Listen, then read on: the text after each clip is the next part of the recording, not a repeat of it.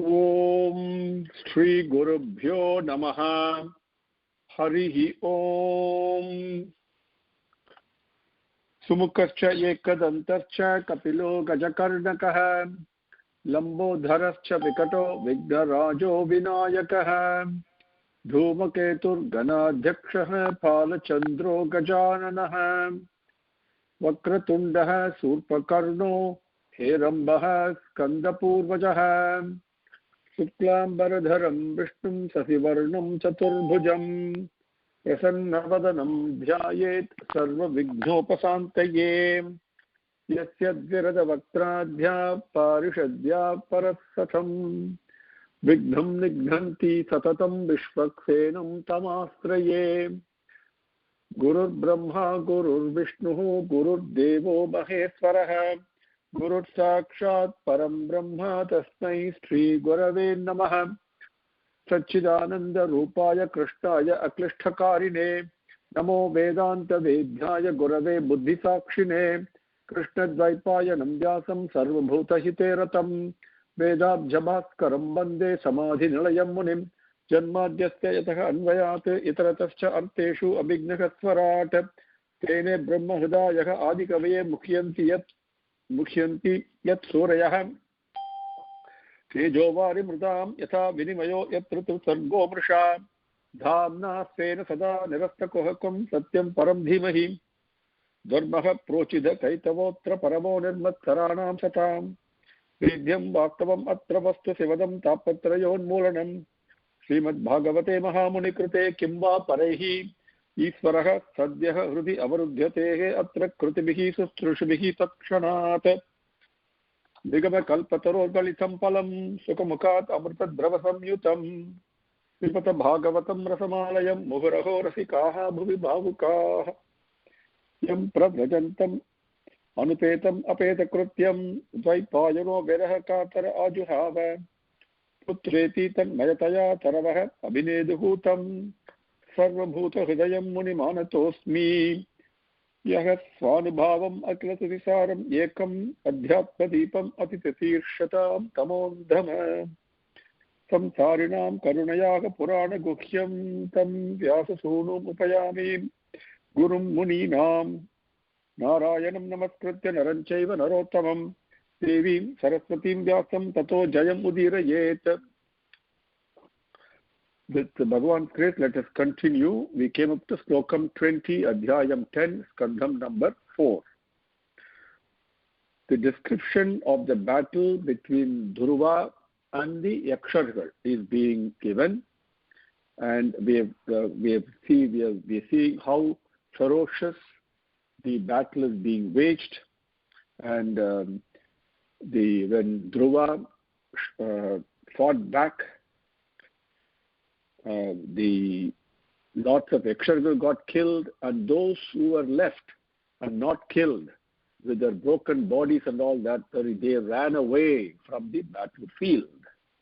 Now Dhruva naturally has no one to fight with, but so he wanted to enter their kingdom, but he could not do it. And then he says, Mayinam chikishitam janaha na veda. He says the objective and the thought process and the plot of the Mayinam, the Vajjagargal, the deceptors, the cruel people who deceive, the cheats, we do not really know. So let us take up Slokam 21. Apasyamanaha sada saha tadatayinam mahamrudhe kanchana manavottamaha puri yudrukshan api navisate visham na mayinam veda chikishitam janaha. Saha, that manava uttamaha, the lineage of Manu, the uttamaha, the best among them, Dhruvan, Maha Mrudhe, Maha great Mrudhe in the battle, Tata at that time when there was no one, Tada at that time when there was nobody that was there, everybody ran away.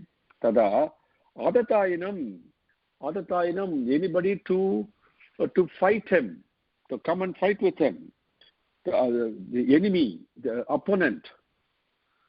Kanchana apasyamanaha. He did not see anyone to fight with him, no opponent.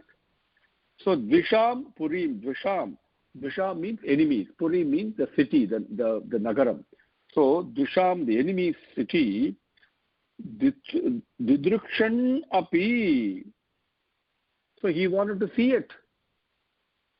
And but na avisate, but he did not enter. Even though he wanted to see the enemy city, he did not enter it. Why? Because Mayinam Chikishitam Janaha Naveda. He was saying, this is Dhruvan said this, it comes in the next slokam. He says, no, let us see. The battle is not over yet. We don't know what their stratagem is, what their plot is. Because Mayinam, the Vanjagargal, the cheats and the defeat, we do not know their plot. Slokam 22.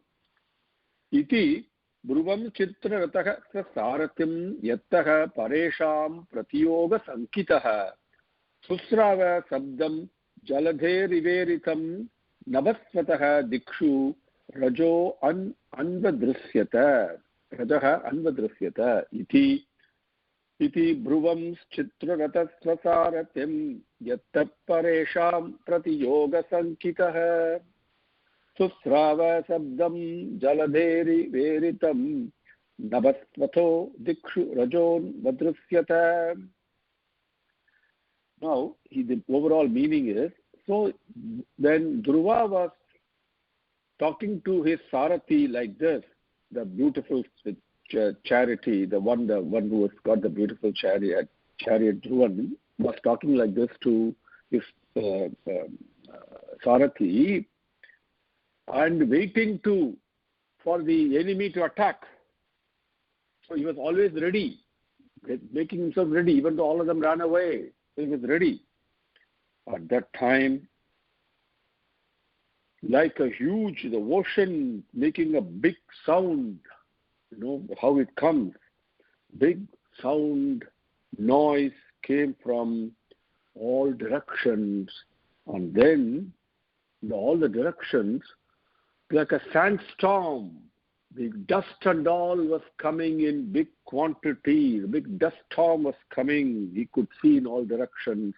And a huge sound was coming.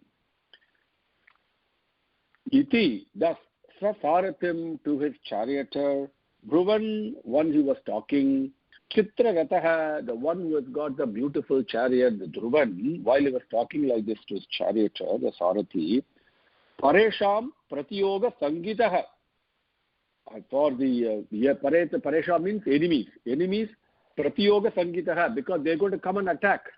Because for that, so Yattaha, being ready for it, keeping myself ready, is expecting them to attack. Jaladehe iva, huge ocean's noise like that. Iritam sabdam, the noise that came. Susra, where he heard it. Dikshu, in all the directions. Navasvataha, created by wind. Rajaha, dust. Anvadrisyata was also seen. Big noise in all directions. He could see dust storm coming. Number 23. Kshanena chaditam vyoma gananikena sarvataha vispurat tadita dikshuhu trasayat stanayit nuna. Kshanena chaditam vyoma gananikena sarvataha vispurat tadita dikshuhu trasayat stanayit nuna. Now, overall meaning is, very soon he saw a huge lightning, along with lightning and thunder that is basically splitting open all the directions. And terrorism, creating fear, that kind of a thunder. And along with that, he could see huge, complete cloud groups, the groups of clouds that came, and the whole thing was enveloped in that. The sky was hidden. by the clouds everywhere, with terror-striking thunder noise everywhere, along with lightning. Kshanena, very soon, in just a minute, in a kshanam, Vispurat Tadita, Vispurat, shining, Tadita, like a lightning. Along with that, Vikshu in all directions, Trasayat, Stanayat Nuna. Vikshu, all direction, Trasayat, to shake them, terror striking. Stanayat Nuna, the thunders, along with thunder. Ganani Kena, Gana means cloud. Ganani Kena means the huge envelope of clouds. Vyoma, the sky, Sarvataha, everywhere. Achhatidam was enveloped, was covered. You could not see the sky. 24. Vavrushuhu Rudirogha Prayavin Mutra Medasaha Nipedar Gaganadasya Kabandhani Agrato Anagha. Vavrushuhu Rudirogha Prayavin Mutra Medasaha Nipeduhu Gaganadasya Kabandhani Agrato Nagha. Agrataha Anagha. A faultless one, a Dhruva. What Maitreya is describing this, right? So he's talking to Vidura. Anagha, a faultless one, at that time, with all these things happening, Rudhi Raudhasruk Puyavin Mutra Medasaha. Rudhi Raudhasruk. Now, the huge streams of blood. Puya Vin Mutra Mamasaha. Then Atrik being also very bad smelling. And Puya Vin Mutra, that is both the excreta and also urine. Medasa, flesh. Vavrushuhu, they all came down like a rain of them, just like the way, if you recall in Ramayana, what Rama and Lakshmana saw when Vishwamitra's yajna, right? So this is what the Rakshasas will do. So from the sky, it was already covered with dark clouds and lightning and thunder sound and all that, dust coming from all directions. Huge sound, like a sound of a huge ocean. And all of a sudden you have raining of streams of blood rained, and foul-smelling excreta and urine poured out from the sky, and also the rain of flesh was coming down. Unstopping. The Vavrushu means it's not just a rain. It was a huge, very strong, torrential pour.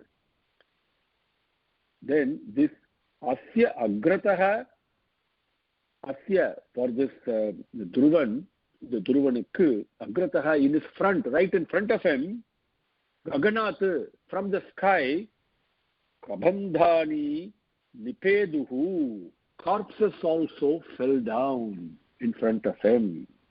This is how the Rakshasas will fight. Number 25. Tataha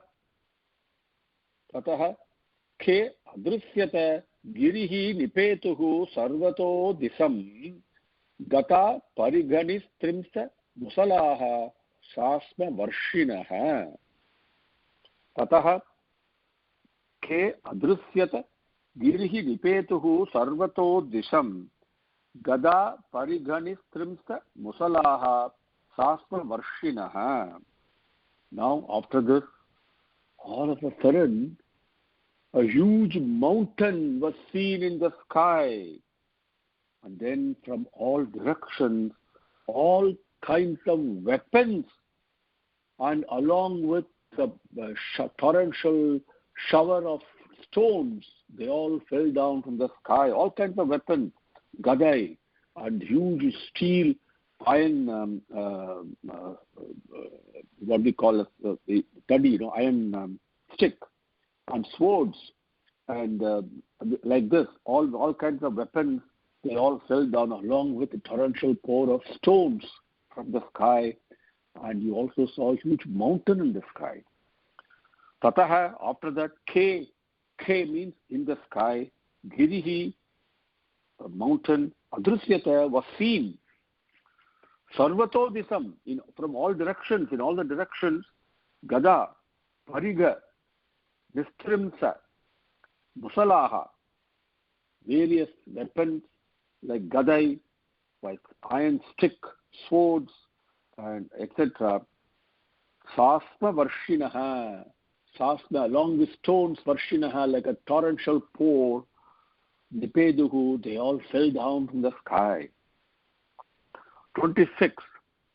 Ahayo Saninihi Svasa Mamanto Bim Rushakshibihi Abhyadavan Gaja Mattaha Simbha Vyagrascha Yutashaha. Ahayo Saninihi Svasa Vamanto Rushakshibihi Abhyadavat Gaja Mattaha Simbha Vyagrascha Yutashaha. Now, the overall meaning is breathing with the sound like a thunder, so strongly. Serpents with eyes blazing like fire, emitting fire kind of a thing, like with anger. And they were emitting fire from their mouth. And then elephants that had gone completely crazy, and mad elephants. And along with lions and tigers, they all, groups of them, huge herds of them, they all ran on the battlefield. Asaninihi Svataha, breathing like very strongly and very noisily, with very powerfully, like a thunder, making that kind of a noise, breathing like that. Ahayaha, serpents. Rusha, angrily. Akshibihi, in their eyes, from their eyes. Agnim Vamantaha, pouring out fire like that. Mattaha Gajaha, Madam Padita Yanehal, okay, mad elephant. Simha, lions. Vyagraha, tigers. Yutashaha, in groups. Yuta means groups. Okay. Yutashaha, in huge groups, herds of them. Abhyadhavata, they all ran in the battlefield. Number 27. Samudra Urbibihi Bhimaha Plavayan Sarvataha Bhuvam Asasada Mahakradaha Kalpanta Iva Bhishanaha. Samudra Urbibihi Bhimaha Plavayan Sarvato Bhuvam Asasada Mahakradaha Kalpanta Iva Bhishanaha. Overall meaning, when the Pralaya Kalam, what happens to the Samudram, what happened to the ocean, it makes huge noise, the waves make huge noise. And it's frightening, terror-striking that ocean it is, the Pralaya Kalam. Like that, the waves were coming, huge waves making terror-striking noise. And they covering the whole earth in front of him, and then they were falling down and rising up again, like that.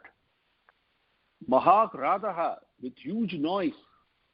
Kalpanta iva, at the end of Kalpam, at the Pralaya Kalam, like that, at that time, what happened to the ocean? Bhishanaha, terror-striking. Samudraha, the ocean. Urvibihi, along with waves. Bhimaha, it's coming towards it itself is creating so much fear. Bhuvam Sarvataha, the whole bhumi. Plavayan, Asasa Plavayan, swallowing everything. Okay. Asasada, it rose up. The water rose up. Number 28. Yevam Vidhani Anekani Trasa त्रासनानि अमनस्विनाम् एवं विधानि अनेकानि त्रासनानि अमनस्विनां ससृजुः तिग्मगतय आसुर्याः मायया आसुराः एवं विधानि अनेकानि त्रासनानि अमनस्विनां ससृजुः तिग्मगतय आसुर्याः मायया आसुराः. Tiggataya, overall meaning. The Yakshargal are cruel people here, doing always evil things, hurting others. Tigmataya, doing that, those Yakshargal, through the Maya of Asuras, the Maya power that they have, the Asura power, like this they were creating many things that will create fear and terror in a coward. Creating terror for cowards like this, many things they created. All are illusions only, Maya, magic. Tigma Gatayaha means conduct, habit. Tigma means bad, evil, hurtful, harmful, cruel. People, those cruel, with cruel conduct and habits, Asuraha, the Yaksharkal, Asurya Mayaya, with the Rakshasa, with the Asura Mayai, the magic powers of the Rakshasa, Yevam Vidhani, like this, they're different, Vidhani, Vidam, we say, different things like this. Amanasvinam Trasanani. Amanasvina means cowards, people who are very weak in their mind, the strength, mental strength. Manasvina means one who is strong in mind. Amanasvina means one who is very weak and a coward. For those cowards, Trasanani, creating fear in them, terrorizing them. Anekani, many things like this. Evam Vidani Anekani, like this, many things. Sasrujuhu, they created. 29. Dhruve Prayukta Masuraihi Tam Mayamati Dustara Nisamya Tasya Munayaha Samasamsan Samagataha. Dhruve Prayukta Masuraihi Tam Mayamati Dustaram Nisamya Tasya Munayaha Samasamsan Samagataha. Now, impossible to cross over. What is impossible to cross over? All these illusions that the Asuragal, Yakshargal have created. Imagine even going through this in a superficial manner, it is terror striking. Very difficult to come over. The mind sees this, the eye sees this, immediately fear is created. How do you cross over that fear? Very difficult to cross over, okay? And created by this Asuragal. It has been targeted at Durvan. This Maya, Munivargal saw this. And then they came down and blessed Dhruvan with Kshemam. They gave him the tidings of Kshemam. Okay, carried the tidings of Kshemam. Okay, that is what this slogan is. Ati Dustaram, very difficult to cross over. Asuraihi, by the Asuras, Dhruve, towards Dhruvan, Prayuktam, being sent. Okay. Tam Mayam, that Mayai, that illusion, that Mayayai, Nisamya, seeing this various illusionary, magical things that are very difficult to cross over, the fear they create, very difficult to cross over, it has all been directed at Dhruvan. Seeing that, Munayaha, Munivargal, Samagataha, they came there. And Tasya, to that Dhruvan, some asamsan, they blessed him and carrying the tithes of Kshemam. Munayaha Uchuhu. The next one, the Munivargal said, number 30, Autanapada Bhagavan Tava Sankadhanva Devaha Shinoti Avanatarti Haraha Vipakshane Yen Namamedhaya Yen Namadheyam Abhidaya Dishamya Cha Adha Lokonjasa Tarati Dustaram Anga Mrutyum. Autanapada Bhagavan Tava Sargadhanva Devaha Shinoti Avanatarti Haraha Vipakshane Yen Namadheyam Abhidaya Nishamya Cha Adha Lokonjasa Tarati Dustaram Anga Mrutyum. Now, this is a beautiful slokam. So we spend a couple of minutes on this. Okay. Now, very important to understand this slokam. Sanskrit is so good. So we will try and put it in our way of understanding in sentences. Anga Autanapada, they addressed him. Lokaha Yet Namadheyam Abhidaya, that is first one. So listen to the sentences carefully so you can appreciate the Sanskritam. Lokaha Yen Namadheyam Abhidaya Nisamya Dustaram Mrutyum Anjasa Tarati. That's the first part of the sentence. Lokaha Yen Namadheyam Abhidaya Nisamya Dustaram Mrutyum Anjasa Tarati.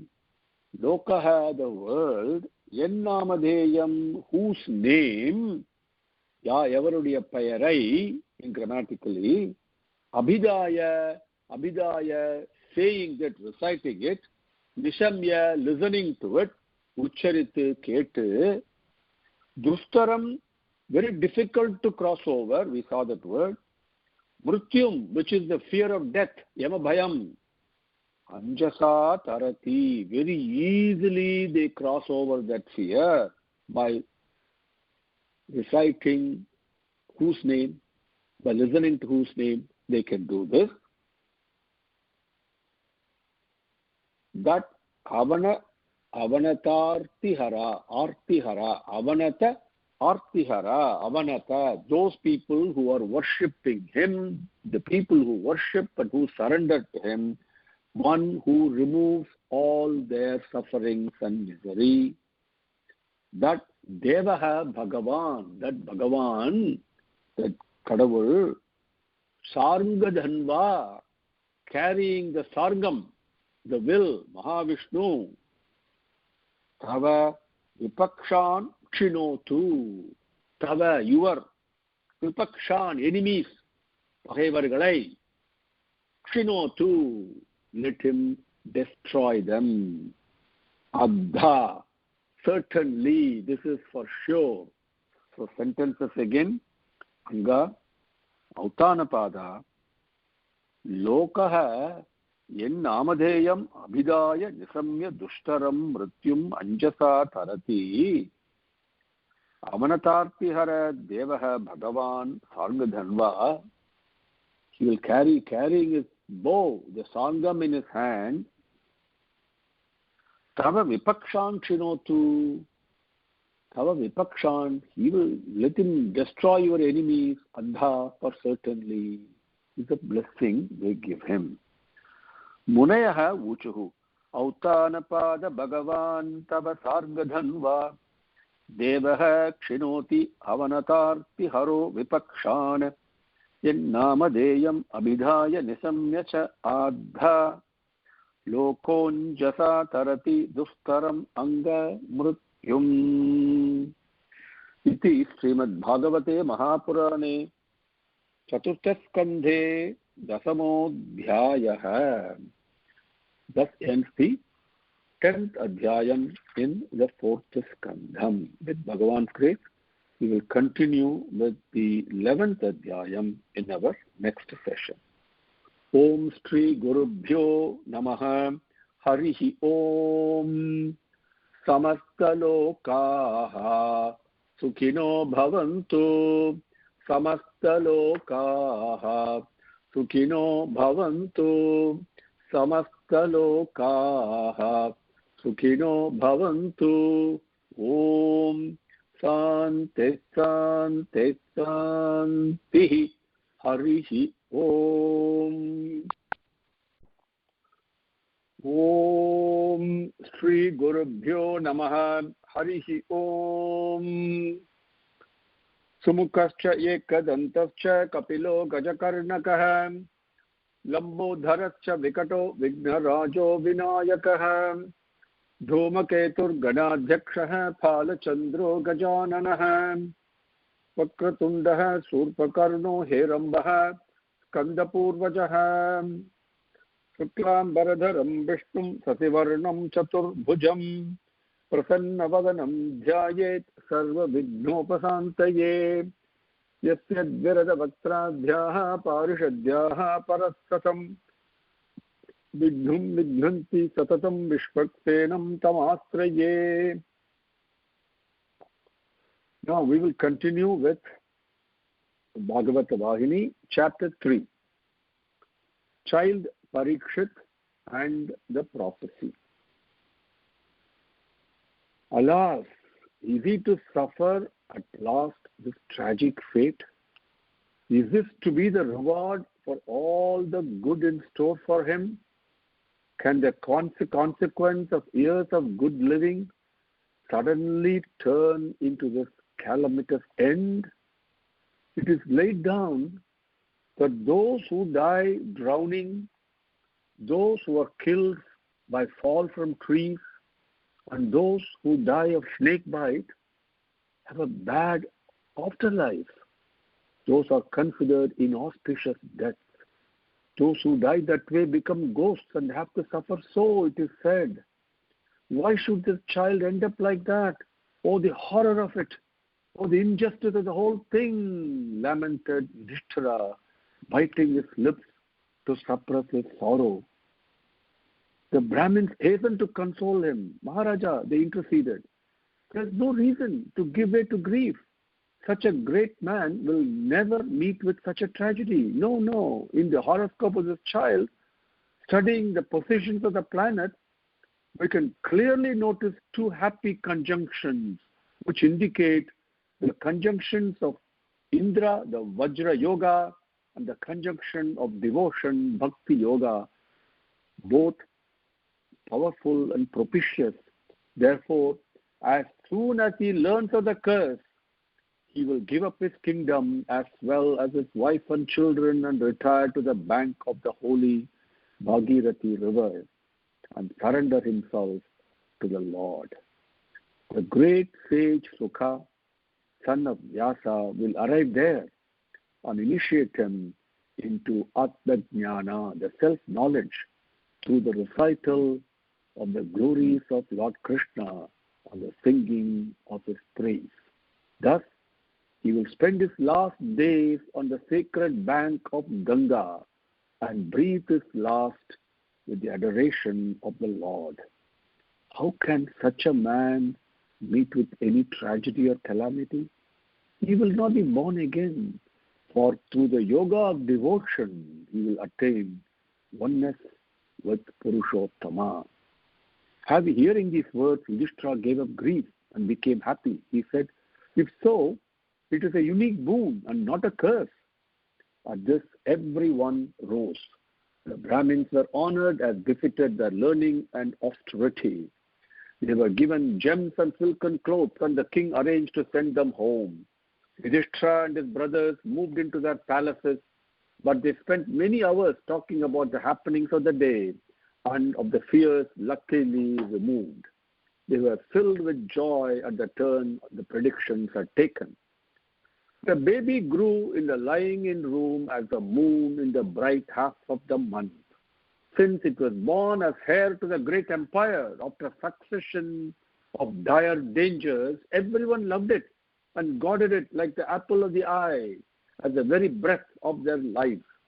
Earlier, Draupadi had been broken by the loss of her own children, the Upa-Pandavas. Subhadra had suffered inconsolable loss in the death of Abhimanyu, and the Pandava brothers had dreaded that Ashwatthama's terrific sorrow directed against Abhimanyu's posthumous child, still in Uttara's womb, might do the worst and destroy the Pandava line forever. All were relieved, nay, overjoyed when they saw the child. They were supremely happy. They spent their days gloating over the little lovely baby whom they brought from the women's quarters for the purpose whenever they felt the urge to see it and hold it in their arms. The child was very bright. It seemed to wash the lineaments of everyone who fondled it or came before it. It stared into their face long and longingly. All were surprised at this strange behavior. Every person who came to it was subjected to this searching examination by the child, who seemed determined to trace someone or something in the world into which it was born. Some said sadly, it is seeking its father, Abhimanyu. Others said, no, the child is searching for Lord Krishna. Others opined that it appeared to be trying to discover some divine brilliance. The fact remained that the child was examining all for some trait or sign that it knew already, to recognize some form of it had in mind. Pariksha, the quest, was the word used by everyone for the quest in which a child was engaged. So, even before the formal naming ceremony, everyone in and out of the palace began referring to the child as Parikshit, he who is engaged in Pariksha or quest. That name, Parikshit, stayed. From the king to the farmer, from the scholar to the boor, from the monarch to the man in the street, everyone addressed or referred to the child as Parikshit. The fame of the child grew from day to day. It was on everyone's lips. One auspicious day, Yudhishthira at the court priest brought before him and commissioned him to fix a good day for the ceremony of naming the child prince. The priest called together a group of scholars and astrologers. After consulting the conjunctions of heavenly bodies, they discovered a day that all of them agreed was a good one for the event. They also settled the hour for the actual naming. Invitations to attend the ceremony were sent to the rulers of the land and to scholars and pundits as well as prominent citizens. The king sent his emissaries to invite sages and personages full of spiritual wealth. Arjuna went to Lord Krishna and reverentially prayed for him to shower his grace on the child on that occasion. He succeeded in bringing Krishna when he returned. Kings, subordinate rulers, and citizens got ready to receive him with respectful homage. The Pandava brothers, attired magnificently, waited at the main gate of the palace to offer him welcome. When the Lord's chariot was sighted, drums sounded, trumps pealed, a mighty welcome, and joyful Jai, Jai rose from every throat. Yudhishthira approached the chariot and embraced the Lord as he alighted. He held him by the hand and led him into the palace, where a high throne was specially placed for him. After the Lord was seated, everyone occupied seats according to their rank and status. Sahadeva went to the inner apartments, and the child was brought on a gold plate, resplendent as the sun and made more charming by magnificent jewels. The priest recited mantras that invoked the gods to bless the child and confer health and happiness on him. Sahadeva laid the child down in the center of the court hall. Maids and chamberlains came in long lines towards the prince, holding gold plates full of perfumes, flowers, silks, and brocades. Behind specially fitted curtains, the queens Rukmini, Draupadi, Subhadra and Uttara watched the gambols of the child and rejoiced at the happy scene. Sahadeva took the child and placed it on a bed of flowers that was erected for the naming ceremony.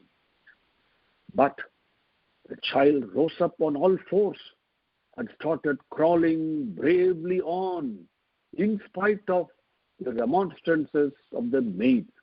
Apparently, it wanted to go somewhere. Sahadeva's efforts to stop the journey proved futile. Yudhishthira, who was observing its movements with interest, said with a smile, "Sahadeva, don't stand in the way. Leave him alone. Let us see what he does." Sahadeva let go and allowed the child to move wherever he liked. He did take care to keep his eye always on him, lest he fall or hurt himself. He followed him at every step vigilantly. With this freedom of movement, the child soon made a beeline towards Lord Krishna, as if he was seeking to meet an old acquaintance. The child grasped Krishna's feet and pleaded by his looks to be taken onto his lap and fondled. The Lord saw this yearning. He laughed aloud and graciously bent low to lift the child onto his lap. Sitting on his lap, the prince stared at the Lord's face without even a blink. He didn't turn his head this way or that, or pull at anything with his hands or make any sound. He just sat and stared. Everyone was amazed at this behavior, so unlike that of a child. Even Krishna shared in the feeling that pervaded the hall. Turning to Yudhishthira, Krishna said, "I didn't believe it when I was told that the child stared at everyone who came and examined their lineaments. I thought it was a new explanation given by these priests to the usual prank and play of children. Now, this is really a wonder. The fellow has started examining even me. Well, I shall test his behavior a little myself." Then the Lord tried to distract the attention of the child from himself by placing before him a variety of toys and himself hiding from view. He expected the child to soon forget him, but his attention was not drawn towards any other object. He had fixed his eye inexorably on the Lord himself. He sought him and no other. He was trying to move towards where he imagined Krishna was. When Krishna's attempts to transfer the attention of the child from himself failed, he declared, "This is no ordinary child. He has won through my tests, so the name Parikshit is most appropriate for him. He lives up to it already." At this, the Pandits recited verses indicating their blessings on the child, and the Brahmins recited relevant passages from the Vedas. The music of trumpets rent the air and women sang auspicious songs. The family preceptor dipped a 9-gemmed jewel in a golden cup of honey and wrote the name on the tongue of the child. The name was written on the rice grains spread on a gold plate, and the rice was then showered on the head of the child in token of prosperity and happiness. The naming ceremony was thus celebrated in grand style. Men and women who attended were given presents as befitted their rank, and they departed. Everyone was talking appreciatively of the wonderful way in which the child sought out the lap of the Lord. Many praised the steady faith that the child had already attained. Yudhishthira, who was puzzled at the unique behavior of the child, approached Vyasa, the great sage, to learn from him the reason for the strange search and the consequences of this attitude. Vyasa said, "Yudhishthira, when this child was in the womb, the deadly arrow that Aswatthama aimed at it in order to destroy it was about to hit its target. Lord Krishna entered the fetal home and made it safe and saved it from destruction. This child has been eager to know who had saved him from within the womb.